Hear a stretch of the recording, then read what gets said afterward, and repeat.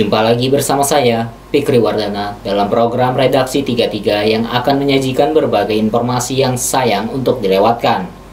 Berikut cuplikan beberapa berita yang dirangkum dalam Redaksi 33 edisi kali ini. Polemik penetapan tarif tol Balikpapan Samarinda, Wakil Rakyat Kaltim masih terbelah dalam pro dan kontra. 10 calon penumpang kapal feri tujuan Kota Palu tertahan karena tidak memiliki surat hasil uji rapid test. Kita awali Redaksi 33 edisi hari ini. Dua peristiwa kebakaran terjadi sepanjang Senin malam di dua tempat. Kebakaran pertama terjadi sekitar pukul 18.30 di Jalan Kadriuning, Samarinda. Sedangkan kebakaran yang kedua terjadi sekitar pukul 20.45 di Jalan Soekarno-Hatta, kilometer 16, Kelurahan Batuah, Kecamatan Lojanan, Kutai Kartanegara. Simak informasinya. Dua kebakaran ini cukup membuat repot tim pemadam kebakaran yang turun berusaha keras memadamkan api. Seperti yang terjadi di Kadriuning, kebakaran dengan api membesar dari sebuah tanah kosong di belakang rumah seorang warga. Namun karena berdekatan dengan SPBU, membuat sejumlah petugas pemadam berusaha keras untuk memadamkan agar api tidak sampai meluas. Saksi mata kebakaran di Jalan Kadriuning menyebutkan sumber api diduga dari sebuah tumpukan sampah di tanah kosong itu. Di sana ada tumpukan kayu-kayu bekas, kandang ayam, dan ketika tersulut api membuat cepat membesar dan merambat rumput kering yang ada di sana. Kebakaran lahan kosong itu membuat warga sekitar panik karena berdekatan dengan SPBU atau pom bensin. Api terlihat meninggi, membuat tim damkar segera berdatangan mengamankan kawasan SPBU agar tidak ikut tersambar. Listrik PLN di Jalan Abdul Wahab Syahrani dan sekitarnya sempat dipadamkan. Api baru bisa dijinakkan setelah setengah jam berkobar. Kebakaran kedua yang membuat pasukan damkar turun ke lapangan terjadi di Jalan Soekarno-Hatta, kilometer 16, Kelurahan Batuah, Kecamatan Lojanan, Kabupaten Kutai Kartanegara. Sebuah kandang peternakan ayam dan telur terbakar membuat ratusan ekor ayam ikut diamuk si jago merah. Kejadiannya pukul 20.45 membuat unit pemadam berdatangan.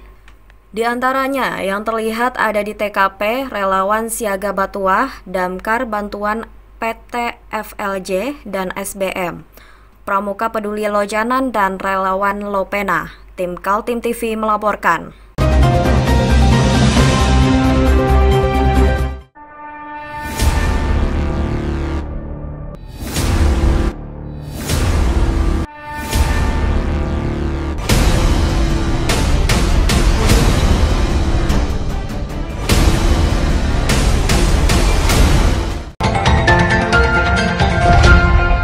Sebuah perusahaan kontraktor di Sangatta, Kutai Timur disebut-sebut Ketua Komisi 2 DPRD Kaltim, Feridiana Hurakwang, sebagai salah satu perusahaan yang menunggak bayar pajak kendaraan alat berat. Simak informasinya. Kasus-kasus tunggakan pajak dari kontraktor yang bekerja di PT Kaltim Primakul atau KPC jadi perhatian Ketua Komisi 2 DPRD Kaltim, Feridiana Hurakwang. Apalagi berdasarkan data dari mitra kerjanya Bapenda, penunggakan pajak dari tahun 2017 hingga sekarang dengan nilai sekitar 3,2 miliar. Upaya yang ditempuh Komisi 2 dengan mempressure PT KPC karena PT Pama adalah kontraktor yang bekerja di perusahaan tambang terbesar di Indonesia itu. Feridiana menginginkan persoalan tunggakan pajak selesai sebelum PT KPC berakhir izinnya PKP2 pada tahun 2021. Bapenda itu dari tahun 2017. Karena di tahun 2017 itu PT salah satu yang mengajukan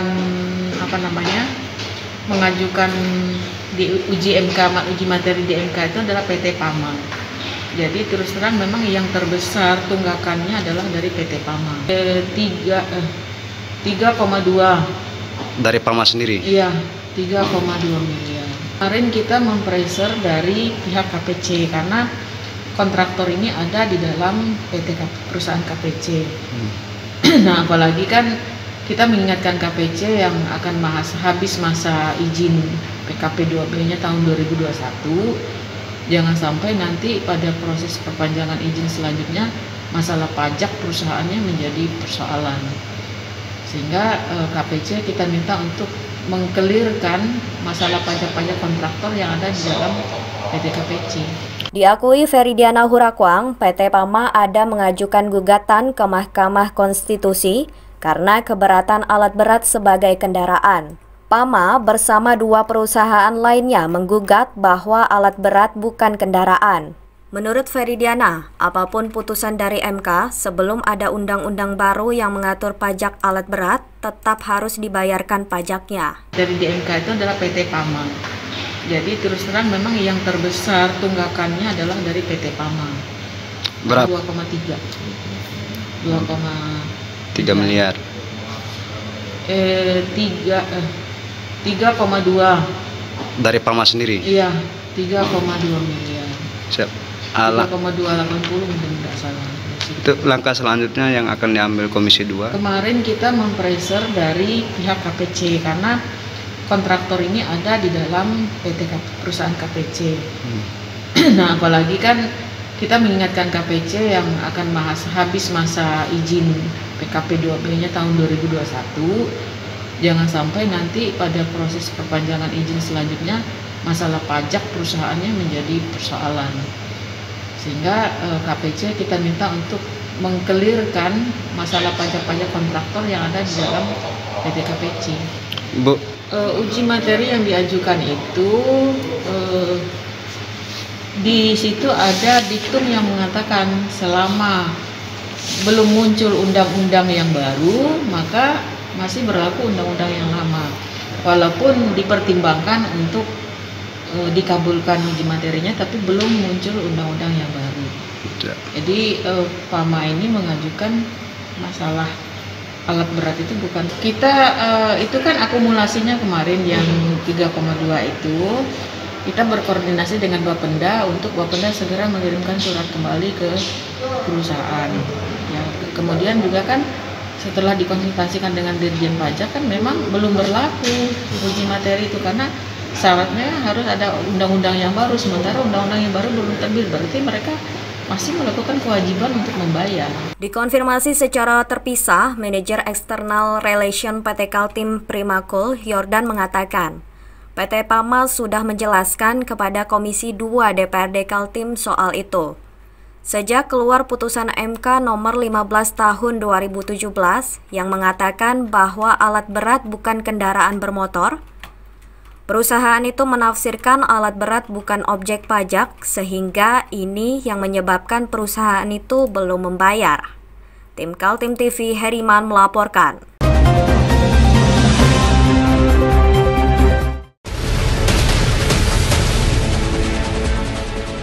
Mari kita memerangi virus corona dengan mematuhi imbauan pemerintah. Stay at home.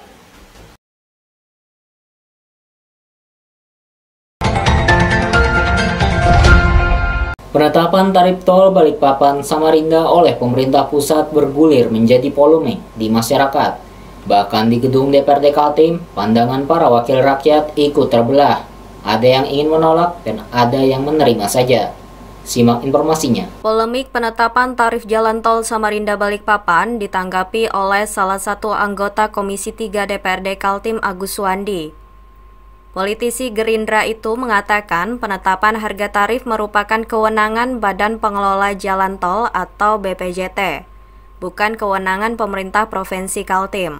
Agus Suwandi yang banyak terlibat dalam pembangunan jalan tol itu ketika dia menjadi Ketua Komisi 3 DPRD Kaltim periode pertama, menceritakan sejarah anggaran yang digunakan untuk membangun jalan yang sekarang menjadi kebanggaan Kaltim itu. Menurutnya, awalnya pembangunan tol dari anggaran APBD provinsi, tapi karena keuangan daerah tidak mampu maka hanya diambil satu segmen saja, yaitu sesi 1. Karena kita tidak mampu, maka sesi 1 aja. Itu pun sesi 1 itu dari 5 segmen, tidak semua juga yang bisa diselesaikan. 1,2 kilo itu kita serahkan lagi kepada BPJT. Nah, tentu mereka investasi ini semua. Apakah tol ini layak untuk secara komersil? Menurut saya juga belum layak. Karena kan ini digagas oleh gubernur kita gitu loh. Nah, BPJT melakukan investasi di sini memang dorongannya adalah ingin membangun ini secara baik gitu. Sebelumnya, Ketua Fraksi PKB DPRD Kaltim Syafruddin menilai tarif tol yang diterbitkan pemerintah pusat mencederai keadilan masyarakat Kaltim. Pasalnya, pengguna jalan tol dikenakan sekitar 1.200 per kilometer.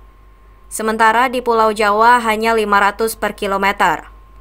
Syafruddin akan mendorong DPRD mengeluarkan sikap resmi keberatan atas tarif itu.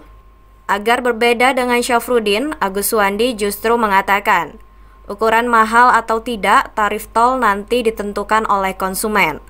Apakah akan banyak warga menggunakan jalan tol atau berpindah ke jalan arteri yang lama? Agus Suwandi mengatakan investasi yang besar membangun jalan tol menjadi perhitungan pemerintah pusat menentukan tarif, karena diperhitungkan juga pengembalian investasinya. Konsekuensinya memang anggarannya juga terlalu besar, sehingga kapasitasnya di dalam trafficnya setiap hari itu kan tidak mencukupi sebenarnya. Tadi harganya ditentukan oleh BPJT. BPJT ini siapa sih sebenarnya? Itu konsorsium antara BUMN yang dimintakan oleh pemerintah. Ini harganya, saya tidak tahu harganya berapa sekarang. Ngelihat apakah ini layak, kalau sudah nanti berjalan, apakah banyak yang lewat jalan lama, itu kan pilihan sebenarnya gitu loh. Jadi menurut saya ya tingkat kewajaran ini harus kita sama-sama melihat dulu. Saya tidak bisa bilang ini kemahalan, ini bilang kemurahan. Tentu ada studi yang memang meyakinkan kita semua dan meyakinkan mereka gitu. Walaupun di dalamnya ada APBD provinsi yang sudah diserahkan pengelolaannya kepada Badan Pengelola Jalan Tol gitu. Tim Kaltim TV Heriman melaporkan.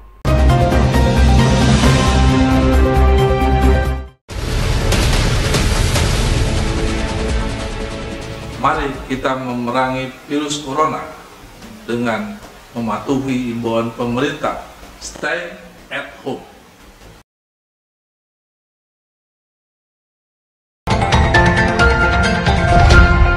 Baru menjabat sebagai Kepala Kejaksaan Tinggi Kaltim, Deden Riki Hayatul Firman langsung bertugas melantik 3 Kepala Kejaksaan Negeri, yakni untuk Samarinda, Penajam Pasir Utara, serta Kabupaten Nunukan. Simak informasinya. Kurang dari 8 bulan bekerja sebagai Kepala Kejaksaan Tinggi Kalimantan Timur, Hairul Amir diganti oleh Deden Riki Hayatul Firman. Kini Hairul menempati pos barunya di Kejaksaan Agung sebagai Inspektur 5 pada Jaksa Agung Muda Pengawasan. Penggantian Hairul kepada Deden menandai gerbong mutasi sejumlah jaksa di Kejaksaan Agung. Tidak hanya di tingkat Kejaksaan Tinggi, berlanjut sampai ke tingkat kabupaten dan kota. Di antaranya di Kaltim, di mana 3 kajari baru dilantik, yakni masing-masing Heru Widarmoko menggantikan Nanang Soleh Ibrahim sebagai Kepala Kejaksaan Negeri Samarinda. Kemudian, Iketut Kasnadedi menggantikan Darvia sebagai Kepala Kajari PPU, dan terakhir, Yudi Prihastoro menggantikan Fitri Julfahmi sebagai Kepala Kajari Nunukan. Untuk Kajari Nunukan, walau sekarang sudah berdiri Kalimantan Utara, tapi Kejaksaan Negeri masih bergabung dengan Kaltim. Ini sudah saya sampaikan di sambutan saya, selesaikan tugas-tugas yang menunggak. Ya intinya seperti itu, selesaikan. Dan ada beberapa poin yang saya sampaikan, 5 poin harus segera dilaksanakan oleh Kajari. Yang pertama penyesuaian diri, yang kedua selesaikan tugas-tugas yang belum selesai. Ya, intinya itu. Dalam kata sambutannya, Deden Riki Hayatul Firman berpesan kepada para kepala kejaksaan negeri yang menyelenggarakan pemilihan kepala daerah untuk menjaga daerahnya dengan tidak berpihak dan mengawal semua tahapan pilkada yang digelar KPU. Tugas-tugas yang masih yang ditangani. masih ini ya, masih tahapan. Saya akan pelajari. Pak, dengan adanya COVID ini sendiri Pak, gimana tanggapannya Bapak dengan kerja hari sendiri? Oh, kita kerja tetap Pak ya? tetap, hanya yang jelas memakai protokol kesehatan. Ya, harus wajib kalau itu. Ya, seperti salah satu ini kan, barusan Bapak lihat bahwa pelantikan harus pakai ini, berjarak dan sebagainya. Tapi untuk pelantikan ini sendiri Pak, memang sesuai jadwal hari ini Pak? Iya, sesuai jadwal. Sesuai jadwal dari itu. Tim Kaltim TV Hardin melaporkan.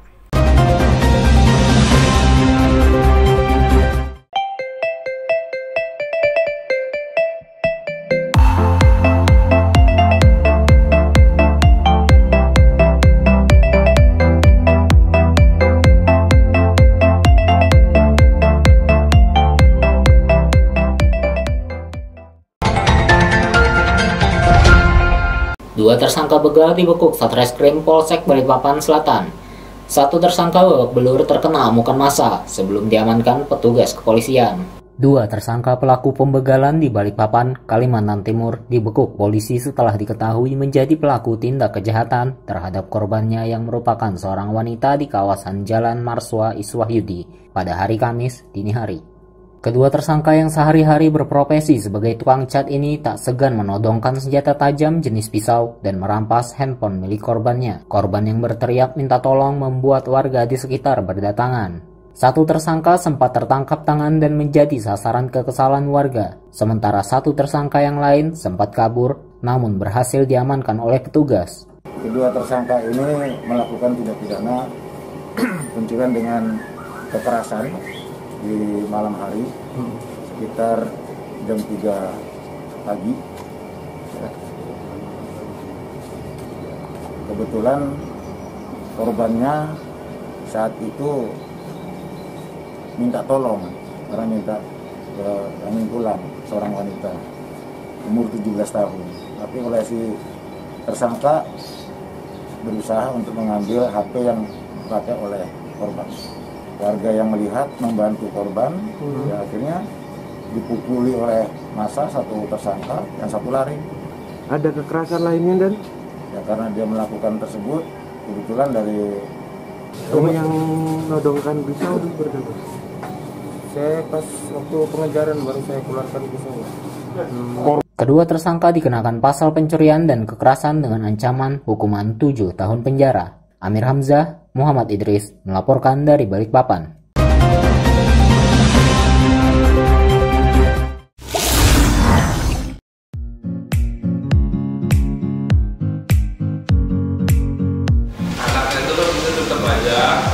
Cara mudah beriklan digital di Kaltim TV.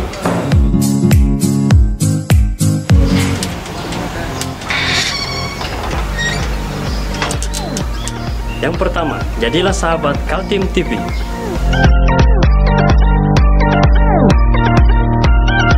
Dengan Rp1 juta, para sahabat mendapat 20 kali tayang di slot berita kamu.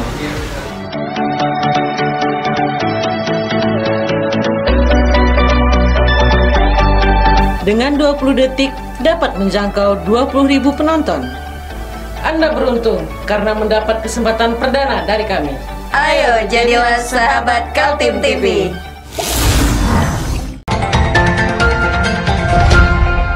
Berita selanjutnya masih seputar kriminalitas di Balikpapan. Seorang residivis kasus narkoba kini kembali diamankan oleh Satres Narkoba Polresta Balikpapan setelah dibekuk di kawasan Sungai Ampal, Balikpapan Utara. Dari tangan tersangka, polisi menyita 100 gram sabu-sabu.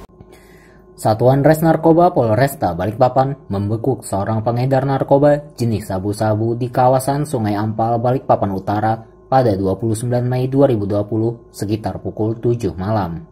Saat diperiksa kepolisian tidak ditemukan benda mencurigakan di tubuh pelaku. Namun saat diperiksa, ponsel milik pelaku ditemukan obrolan terkait transaksi narkoba. Dari hasil tersebut, pelaku tidak berkutik dan langsung menunjukkan barang bukti sabu seberat 100 gram. Wakapolresta Balikpapan AKBP Sepril Sesa mengatakan, tersangka dengan inisial AR merupakan residivis dengan kasus yang sama. Selain itu, tersangka dan pemilik barang tidak pernah saling bertemu dan hanya berkomunikasi lewat ponsel. Barang bukti sabu yang dibungkus berwarna merah dan ponsel disita petugas kepolisian sebagai barang bukti. Tersangka AR dikenakan pasal 114 ayat 2 dan pasal 112 ayat 2 dengan ancaman hukuman di atas 7 tahun penjara. Amir Hamzah, Muhammad Idris melaporkan dari Balikpapan.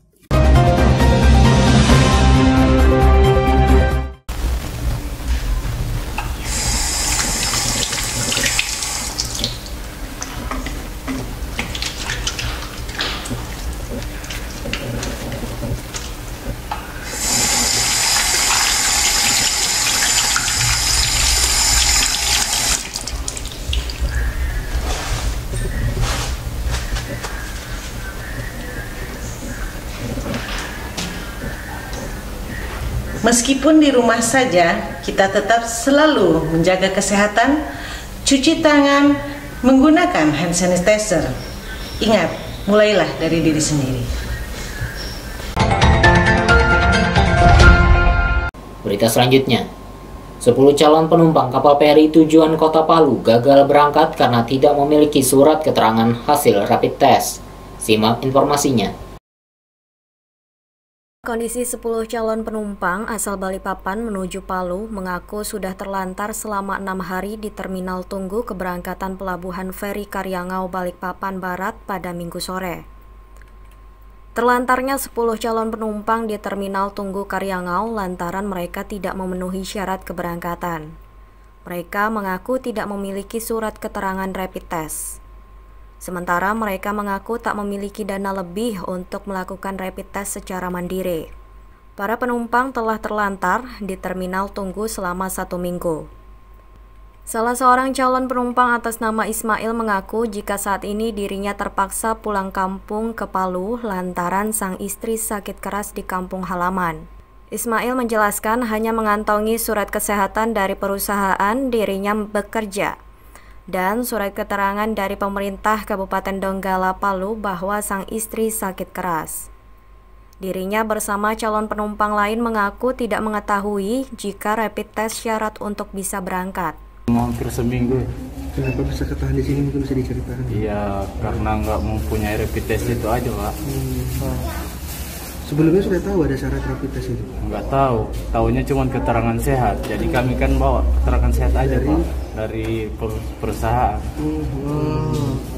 Nah, alasan tidak rapid test apa sih, Pak? Karena biayanya nggak, dana kami nggak cukup. Gitu. Seandainya kami punya dana, Pak, mungkin kami sudah ngurus dan mungkin kami udah sampai di Palu sekarang ini. Sementara calon penumpang lain atas nama Dian bersama anaknya yang masih balita mengaku untuk harus berhemat untuk biaya hidup selama terlantar di terminal tunggu pelabuhan Karyangau. Dirinya bersama sang anak harus rela makan 2 kali sehari.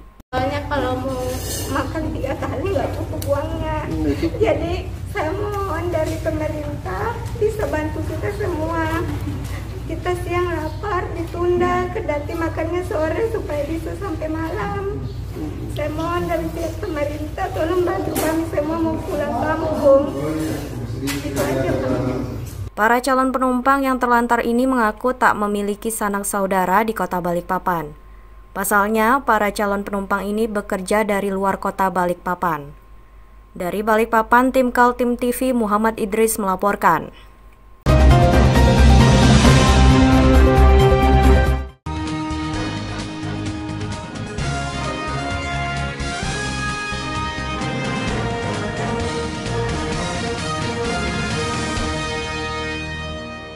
Informasi tadi menutup jumpa kita dalam redaksi 33 edisi kali ini.